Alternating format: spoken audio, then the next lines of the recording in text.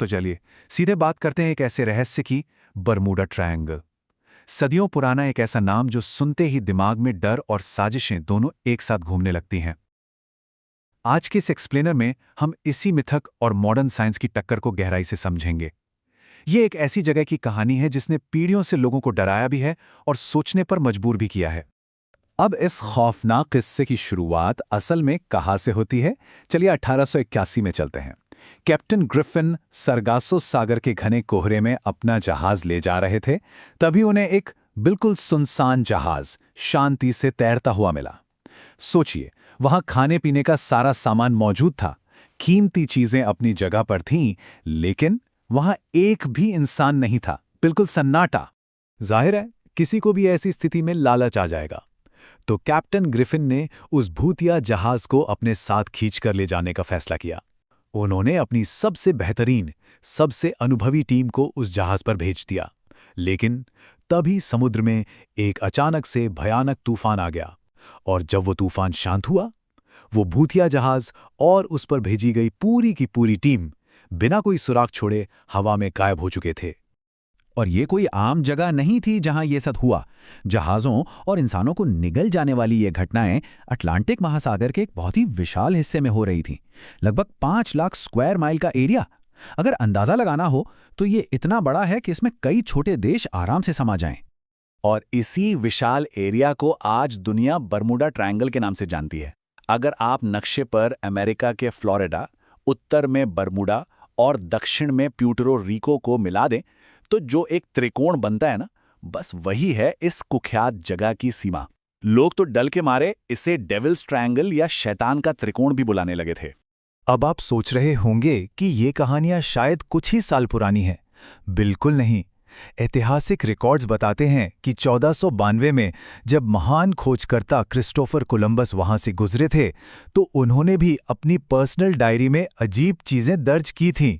जैसे उनका कंपास पागलों की तरह घूम रहा था, आसमान में अजीब सी रोशनियां थी, और यहां तक कि उन्होंने आसमान से समुद्र में गिरते हुए आग के एक बहुत बड़े गोले का भी जिक्र किया था। और कोलंबस के बाद तो जैसे ऐसी घटनाओं की झड़ी लग गई। 1840 में एक फ्रेंच जहाज रोसाली बिल्कुल खाली मिला। फिर 1918 में तो हद ही हो गई जब अमेरिकन नेवी का जहाज यूएसएस साइक्लॉप्स अपने 306 लोगों और 10,000 टन से ज्यादा सामान के साथ लापता हो गया। एक तिनका तक नहीं मिला उसका। धीरे धीरे ये इलाका जहाजों के लिए कब्रगाह बनता जा रहा था। लेकिन इस रहस्य ने पूरी दुनिया का ध्यान तब खींचा जब वर्ल्ड वॉर II के तुरंत बाद एक बड़ा हादसा हुआ। 1945 में अमेरिकी नौसेना के 5 फ्लाइट 19 बॉम्बर प्लेन्स हवा में उड़ते उड़ते अचानक से गायब हो गए। और सबसे ज्यादा हैरान करने वाली बात बताए क्या थी?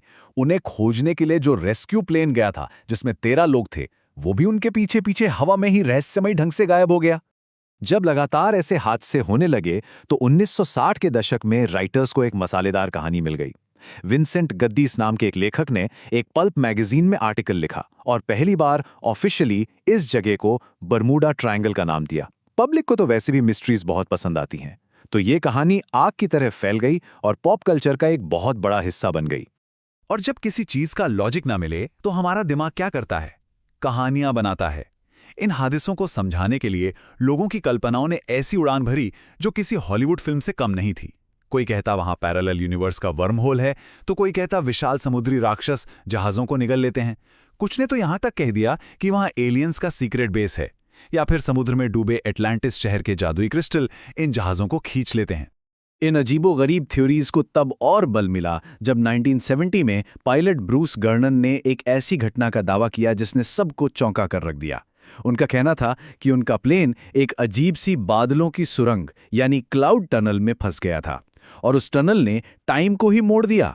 उनका विमान एक ऐसी इम्पॉसिबल स्पीड से अपनी मंजिल पर पहुंच गया जो तकनीकी रूप से बिल्कुल नामुमकिन था।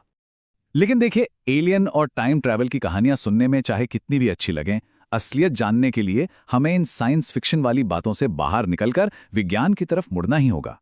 तो अब जरा डेटा और लॉजिक के चश्मे से देखते हैं कि आखिर मामला क्या है। तो पिक्चर तब क्लियर होनी शुरू हुई जब 1975 में लैरी कुशे नाम के एक रिसर्चर ने पुरानी लॉगबुक और मौसम के रिकॉर्ड्स की गहराई से जांच की। और पता है क्या निकला? उन्होंने पाया कि बहुत सारी मशहूर घटनाओं में लोगों ने गंभीर तूफानों के डेटा को जानबूझकर नजरअंदाज कर दिया था। मतलब रहस्य को गहरा बनाने के लिए कहानियों में कुछ ज्यादा ही नमक मिर्च लगाया गया था। एक और बहुत बड़ा साइंटिफिक रीजन है जहाज़ों का रास्ता भटक जाना। इस एरिया में अक्सर कंपास काम क्यों नहीं करते? क्योंकि वहां एक एगोनिक लाइन बनती है। ये पृथ्वी पर एक ऐसा रेयर जोन है जहां नक्शे का ट्रू नॉर्थ और कंपास का मैग्नेटिक नॉर्थ बिल्कुल एक सीध में आ जाते हैं। तो जाहिर है, ऐसी स्थिति में पुराने जमाने के कंपास तो खराब रीडिंग देंगे ही और नाविक रास्ता भटक जाएंगे। जहाज़ों के अचानक बिना कोई मलबा छोड़े डूबने के पीछे एक और बड़ा ही फैसिनेटिंग साइंटिफिक एक्सप्लेनेशन है, मीथेन गैस। होता क्या है कि समुद्र के नीचे से अचानक मीथेन गैस निकल सकती है। इससे पानी में अरबों बुलबुले बनते हैं जो पानी की डेंसिटी को एकदम से बहुत कम कर देते हैं। और जब पानी का घनत्व ही कम हो जाएगा तो एक बड़ा और भारी जहाज़ पलक झपकते ही सीधे समुद्र की गहराई में समा सकता है। इसमें आप रॉग वेव्स यानी अचानक उठने वाली खौफनाक लहरों की सच्चाई को भी जोड़ लीजिए। अटलांटिक का ये हिस्सा मौसम के मामले में बड़ा अनप्रिडिक्टेबल है। यहां अचानक से 100 फीट से भी ऊंची लहरें उठ सकती हैं। सोचिए, 100 फीट ऊंची पानी की एक विनाशकारी दीवार। ये इतनी ताकतवर होती हैं कि मिलिट्री के सबसे मजबूत जहाज़ों को भी एक ही झटके में कुचलकर नष्ट कर सकती हैं। और वो जो विमानों के क्रैश होने या उनकी असंभव स्पीड वाली बातें थी ना, उसका जवाब भी हमें 2016 की सैटेलाइट इमेजेस में मिल गया। साइंटिस्ट ने देखा कि इस इलाके के आसमान में हेक्सागोनल शेप के बादल बनते हैं। ये बादल किसी एयर बॉम्ब की तरह होते हैं जो 170 मील प्रति घंटे की स्पीड से नीचे की ओर हवा फेंकते हैं। ये इतने ताकतवर होते हैं कि हवा में उड़ते किसी भी प्लेन का बैलेंस कुछ ही सेकंड्स में बिगाड़ सकते हैं।